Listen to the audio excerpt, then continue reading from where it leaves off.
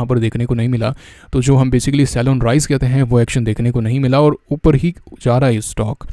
And अभी आप देखिए कंसोलिडेशन, फिर टूटा, फिर नीचे ऑन लो वॉल्यूम्स। तो कहीं ना कहीं यहाँ पर स्ट्रॉन्ग हैंड्स हैं, वो स्ट्रॉन्ग हैंड्स DIIs हो सकते हैं, वो स्ट्रॉन्ग हैंड्स यहाँ पर FIIs हो सकते हैं, बड़े खिलाड़ी हो सकते हैं, कोई भी हो सकते हैं। लेकिन 2 नाम अभी मार्केट में काफ़ी चल रहे हैं, 3 नाम। पहला है पावर, उसके बाद में टाटा, एंड उसके बाद में इन सब के ऊपर जो है वो है अडानी। और यही एक रीज़न है कि अडानी पावर जो है वो तो काफ़ी तेज़ी से भागा है as compare to Tata Power. And Adani के सभी स्टॉक्स बढ़िया कर रहे हैं। एक स्टॉक जो भी रिसेंट कंसोलिडेशन में है, अडानी फिल्मार, आपको पिछले से पिछले वीडियो में बताया भी था।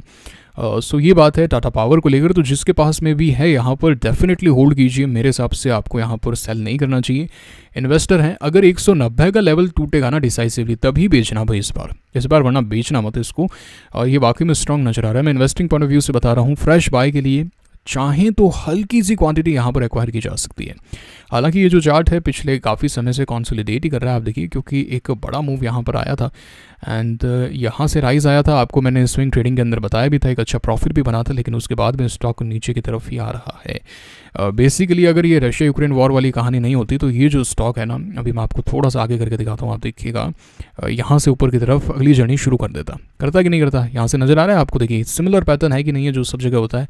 अप, फिर एक मूव, फिर एक कंसोलिडेशन, फिर एक मूव, काइंड ऑफ क्लाइमेटिक आप कह सकते हैं। थोड़ा 350 तक के लेवल्स आने चाहिए थे, लेकिन उसके बाद में नीचे की कहानी शुरू हुई। रशिया यूक्रेन वॉर की तरफ हम चले गए थे एंड प्रॉब्लम्स आई एंड अभी फिर से एक और कंसोलिडेशन आप कह सकते हैं। तो यहाँ पर क्या करना चाहिए, अगेन जिसके पास में होल्ड कीजिए। फ्रेश बाय के लिए हल्की सी क्वांटिटी चाहें तो बाय कर सकते हैं अगर ये लेवल टूटता है तो। अगर इस लेवल पे या तो ये कंसोलिडेट कर जाए यहाँ पर और फिर टूट जाए तब और मजा आ जाएगा, वरना अगर ये लेवल टूटता है तो हल्की हल्की क्वांटिटीज़ में एक्वायर कर सकते हैं। Tata Power is looking very strong. Sell मत कीजिएगा, 190 का लेवल डिसाइसिवली टूटता है तभी सेल करना है। ये स्ट्रेटजी है टाटा पावर को लेकर। चलिए अगला जो स्टॉक है उसका नाम है अडानी पावर। पहले ले लेते हैं इसको, पावर के साथ में ही है। तो भाई यहाँ पर जो पहली बाइंग बनी थी वो यहाँ पर, दूसरी बाइंग यहाँ पर एंड तीसरी एंड फाइनल बाइंग यहाँ पर। मैंने इन तीनों में ही बाय नहीं किया क्योंकि ये जो स्टॉक है वो 5% वाले सर्किट के अंदर है एंड एक बार कैपिटल ब्लॉक हो गया तो उसके बाद में निकलना वो काफ़ी मुश्किल हो जाता है। इसलिए मैं 5% वाले स्टॉक में ज़्यादा लगाता नहीं हूँ। वैसे मुझे अडानी पर भरोसा करना चाहिए था कि भाई अडानी है तो पैसा बनेगा ही, लेकिन रूल्स जो हैं वो रूल्स हैं। रिस्क मैनेजमेंट अपनी जगह है, पैसा बनाना अपनी जगह है। तो जब बड़ी पोजीशन लेते हैं तो 5% के अगर सर्किट में फंस गए, क्योंकि मेरे साथ में 1-2 बार हुआ है भाई ऐसा, एंड वो जो मार होती है वो काफ़ी बड़ी मार होती है, उसमें निकल नहीं पाते हैं एंड मुश्किलात होती है। एनीवेज अगर हम चार्ट के बारे में बात करें तो चार्ट काफ़ी बढ़िया नज़र आ रहा है। आप यहाँ पे देखिए इस तरीके से, किस तरीके से चार्ट जो है अपनी वोलेटिलिटी को एकदम ख़त्म कर रहा है एंड काइंड ऑफ कंसोलिडेशन है। तो जिसके पास में भी यहाँ पर है डेफिनेटली होल्ड करके रखिए। अभी तो मुझे नहीं लगता कि सेल करने का कोई चांस बनता है। 50 डेमा पर ही बेचिएगा। अगर ये टूटेगा ना तभी आपको यहाँ पर इन्वेस्टिंग पॉइंट ऑफ व्यू से सेल करना चाहिए। ट्रेडर हैं तो अभी तक आपको बुक कर लेना था, और अगर फ्रेश बाय करना चाहते हैं तो 400 का लेवल टूटता है या फिर 410 का लेवल टूटता है तब आप थोड़ी बहुत क्वांटिटी बाय कर सकते हैं, वरना एक्सटेंडेड है। लेकिन अडानी कब तक एक्सटेंडेड है कुछ पता नहीं है भाई, कुछ भी नहीं पता है यहाँ पर अडानी के बारे में। तो ये स्ट्रेटजी है बाय को लेकर। बाकी यहाँ पर सेल करने जैसा तो कुछ नज़र आ नहीं रहा है। तो अडानी में थोड़ा सा बने रहिए, थोड़ा सा इसको थोड़ा सा रूम दे दीजिए, क्योंकि एक्सट्रीम केस अभी तक पता नहीं अडानी के अंदर, क्योंकि जो भी टेक्निकल्स हैं सब के सब यहाँ पर पूरे हो चुके हैं लेकिन रुकने का नाम नहीं ले रहा है। खैर अगले स्टॉक की तरफ चलते हैं। नाम है नायका। नायका में काफ़ी लोग फंसे हुए हैं, तो भाई यहाँ पर बाइंग नहीं करनी है, और है ना, और बाइंग नहीं करनी है किसी भी हालत के अंदर। स्टॉक वाकई में वीक नज़र आ रहा है, अपने लो के पास में है। ये टूटने पर और गिरावट आ सकती है, प्रॉब्लम्स आ सकती है। तो जिसके पास में भी है और कोई ऑप्शन नहीं है लॉन्ग टर्म के अलावा, आपने नहीं बाय करना था गाइस। इतना मतलब मैंने तो आपको रिकमेंड नहीं किया था ना बाय करने को। ये लेवल टूटा तो उसके बाद में प्रॉब्लम्स बढ़ गई है, उसके बावजूद अगर आप बाय कर रहे हैं, देखिए अगर आपने यहाँ पर भी बाय किया तो भी गलत है। एक बार इसको ऊपर तो आने दीजिए। मैंने हमेशा आपको बताया है कि अगर डेप्थ काफ़ी ज़्यादा बड़ी है तो थोड़ा सा ऊपर आने दीजिए, क्योंकि अगर 50% गिरा है तो वापस आने में कितना टाइम लगेगा, कितना परसेंटेज चाहिए, 100% चाहिए, जो काफ़ी बड़ी बात होती है। तो इसीलिए आप जिसके पास में भी ये होल्ड कर सकते हैं। एवरेज डाउन अभी मत कीजिएगा, है ना, एवरेज डाउन नहीं करना आपको, किसी भी हालत के अंदर एवरेज डाउन नहीं करना। लेट इट बी, आज नहीं तो थोड़े दिनों में स्टॉक ऊपर आ जाएगा। तो बाय नहीं करना है तो होल्ड कर सकते हैं। बस यही राय है इसको लेकर। अगले स्टॉक की तरफ चलें तो भाई KPIT, और ये भी ना गाइस, ये भी काफ़ी ज़्यादा स्ट्रॉन्ग चार्ट है। आपको 2021 के अंदर मैंने ये स्टॉक बताया था, जहाँ तक मुझे याद आ रहा है जून और जुलाई के बीच में बताया था, एंड यहाँ पर मल्टी बैगर रिटर्न्स बने थे।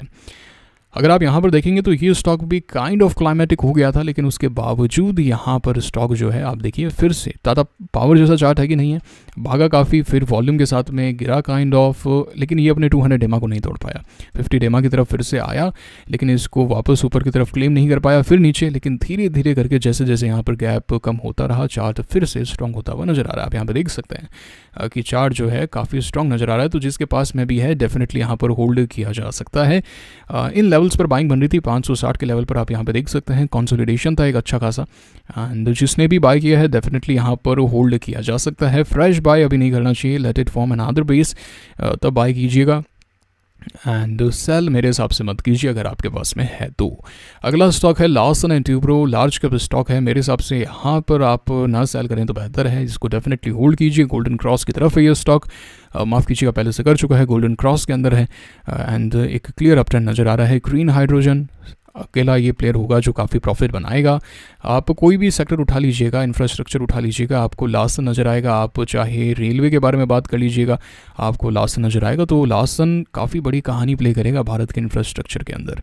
अगर आपको कोई लार्ज कैप स्टॉक चाहिए रिलेटेड टू इंफ्रास्ट्रक्चर तो इस स्टॉक को अवश्य आप पोर्टफोलियो में रखिए, और आपको काफ़ी महीने पहले बताया भी था लार्सन के बारे में।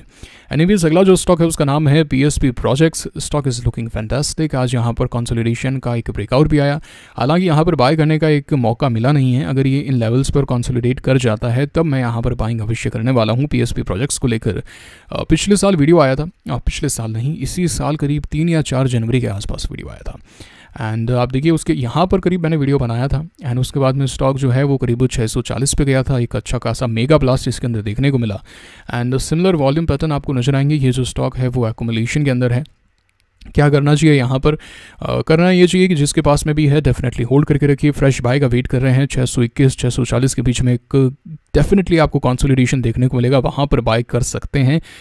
सेल फिलहाल नहीं करना चाहिए, इस स्टॉक को थोड़ा सा होल्ड करके रखिए, यहाँ पर आपका अच्छा पैसा बनेगा। मुझे लगता है ये जो स्टॉक है नहीं करते हुए भी 1000 अवश्य जाना चाहिए, क्योंकि यहाँ पर पॉलिटिकल पुश भी है इस स्टॉक को लेकर, काफ़ी बड़ा पॉलिटिकल पुश है। सेंट्रल विस्टा में कार्य कर रहे हैं, पहले काशी विश्वनाथ कॉरिडोर इन्होंने बनाया है, गुजरात में काफ़ी बढ़िया कार्य कर चुके हैं। समझ गए आप क्या कहना चाहता हूँ मैं? अडानी आपने देख लिया, आप बाकी आप हेट करते रहिए किसी गवर्नमेंट को, डजंट मैटर। अडानी में जिन्होंने पैसा लगाया था उन्होंने पैसा बनाया, अभी भी बना रहे हैं। पीएसपी प्रोजेक्ट्स आपके सामने हैं, सरकार के साथ में रहिए, पैसा बनाना है तो पॉलिटिक्स करनी है तो करते रहिए भाई।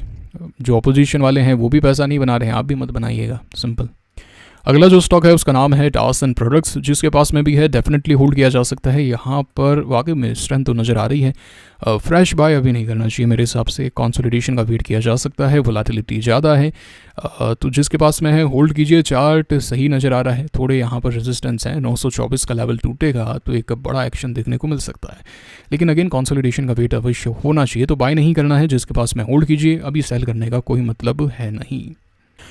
तो जो अगला स्टॉक है उसका नाम है दावत एल्टी फूड्स। इसको डेफिनेटली होल्ड कीजिए गाइस। आपको अभी रिसेंटली एशिया कप देख रहा था मैं, एंड अभी पता चला कि पाकिस्तान के अंदर काफ़ी बड़े फ्लड्स आए हैं, सो इसके कारण आपको पता होना चाहिए ये बात कि ये जो बासमती राइस है वो क्या होता है ना भाई, ये जो पंजाब वाला इलाका है, थोड़ा सा हिमाचल का जोड़ लीजिए और थोड़ा सा कश्मीर जोड़ लीजिए, यहाँ पर बासमती राइस होता है, और आधा जो पाकिस्तान है, माफ़ कीजिएगा, आधा जो पंजाब है वो पाकिस्तान के अंदर भी है। हमारा पंजाब, हमारा अखंड भारत का जो हिस्सा है।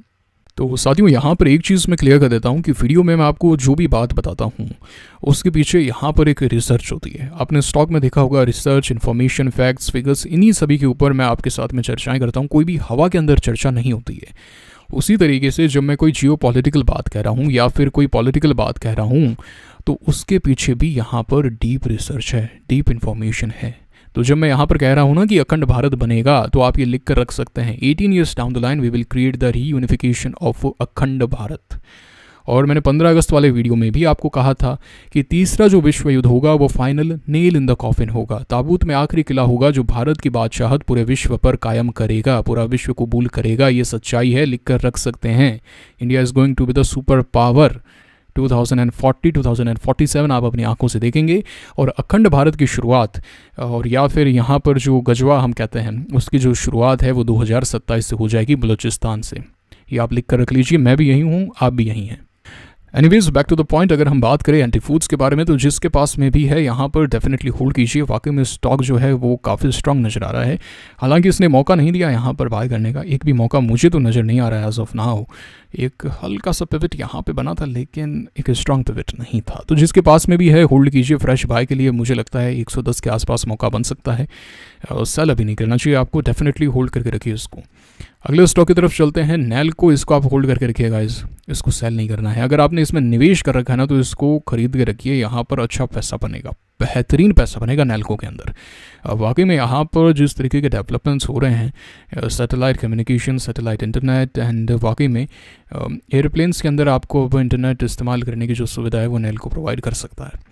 तो फ्रेश बाय के लिए वेट करें। अभी फ्रेश बाय के सिग्नल्स तो मुझे नज़र नहीं आ रहे हैं। इसको अपनी वॉच लिस्ट में ऐड करके रखिए। Let it form a base, जिसके पास में है डेफिनेटली होल्ड कर सकते हैं। बाकी जिस तरीके का मूव यहाँ पर आया था 680 640 से करीब 1090 1100, आपको 20-30% बुक अवश्य करना था, नहीं किया है, कोई बात नहीं, अब होल्ड करके रखिए।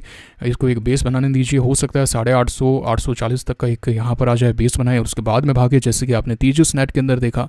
लेकिन यहाँ पर आपको एक्शन अवश्य देखने को मिलेगा। तो इसको अपनी वॉच लिस्ट में ऐड करके रखिए विद हाई प्रायोरिटी।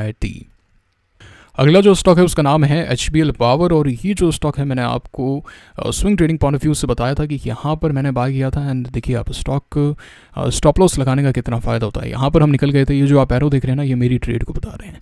एंड यहाँ पर हम निकल गए थे। उसके बाद में आप देख सकते हैं स्टॉक कितना नीचे गया गाइस, कितना ज़्यादा नीचे गया। तो लॉस हमारा बच गया है। मैं हमेशा कहता हूँ कि cut your losses short and let your winners ride and stick to the rules. And अभी स्टॉक फिर से ऊपर आया है, तो अभी तक आपने सेल नहीं किया तो डेफिनेटली होल्ड कर सकते हैं। मैं यहाँ पर फ्रेश बाय नहीं करने वाला हूँ, बिल्कुल भी नहीं। Let it form a base. देखिए आपने एक चीज़ अवश्य ऑब्जर्व की होगी कि मैं काफ़ी ज़्यादा धैर्य यहाँ पर रखता हूँ। बिल्कुल भी फोमो मेरे अंदर नहीं है, बिल्कुल भी, क्योंकि मुझे ये पता है कि भाई यहाँ पर 5000 शेयर्स हैं। फिल्टर डाउन कर लेते हैं 600 कि भाई 600 जो है वो मेरे टेक्निकल रडार के अंदर आएंगे ऑन एन एवरेज। उसमें से मुझे कोई 1 या 2 ही पकड़ने हैं। तो मुझे यहाँ पर फोमो नहीं करना है। ठीक है, आज नहीं मिलेगा तो 1 हफ्ते में मिल जाएगा, 1 हफ्ते में नहीं तो 10 दिन में मिल जाएगा। और ये जो चीज़ है ये मैंने टाइम टेस्ट करके देखी है, बियर मार्केट में, बुल मार्केट में।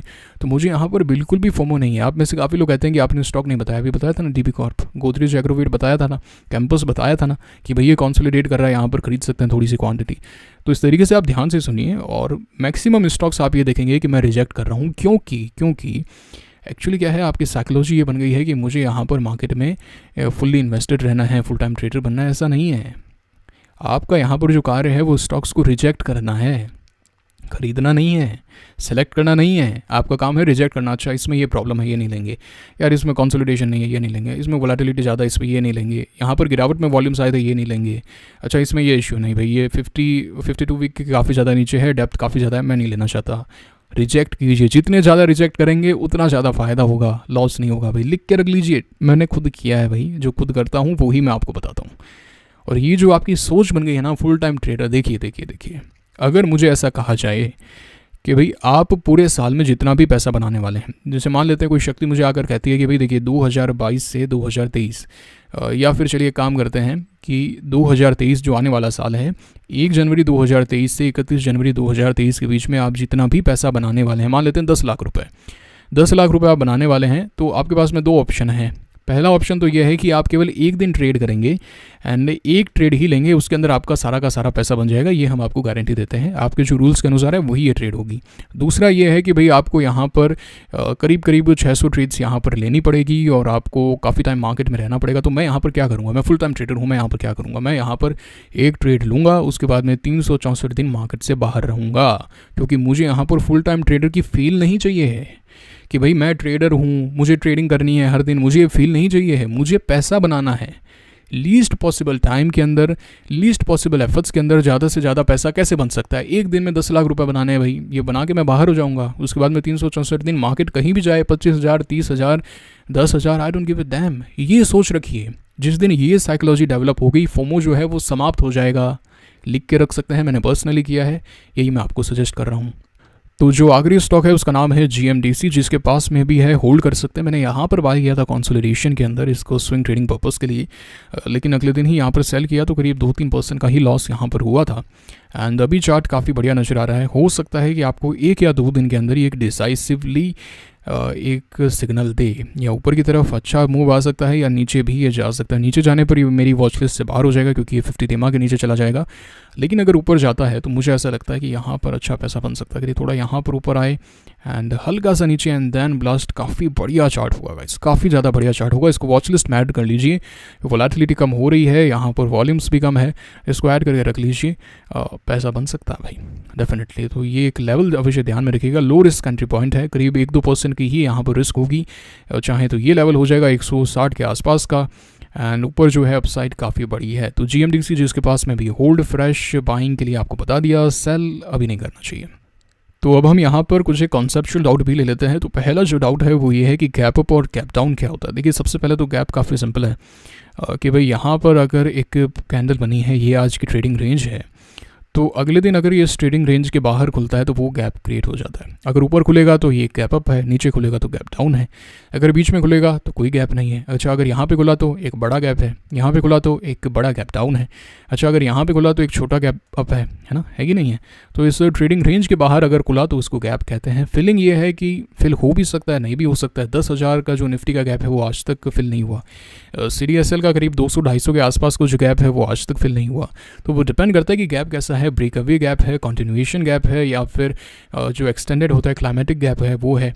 और वैसे बेसिकली जो कंसोलिडेशन में गैप आते हैं ना, वो तो ऑलमोस्ट फिल हो जाते हैं, वहाँ पर तो कोई दिक्कत नहीं आती है। बाकी निफ्टी स्पेसिफिक अगर आप बात करेंगे तो मैं FNO नहीं करता हूँ, मुझे FNO के बारे में कोई आइडिया नहीं है। तो अगर आप ये FNO से संबंधित पूछ रहे हैं then I can not help you. मुझे FNO नहीं आता है और मैं यही आपको कहूँगा कि FNO मत कीजिए। 99.5% रिटेलर्स वहाँ पर पैसा खोते हैं, प्रोबेबिलिटी काफ़ी कम है। कैश ट्रेडिंग में आइए, स्विंग ट्रेडिंग में आइए, आपको दिखाया है कैसे पैसा बनता है, पैसा बना के बताया है, और काफ़ी लंबे अरसे से बना रहा हूँ, आपके सामने बना रहा हूँ। IPO में पैसा बनता है, तो जहाँ पर प्रोबेबिलिटी ज़्यादा है वहाँ पर आइए ना, क्या FNO में पड़े हैं अपना पैसा खो रहे हैं सिर्फ और सिर्फ।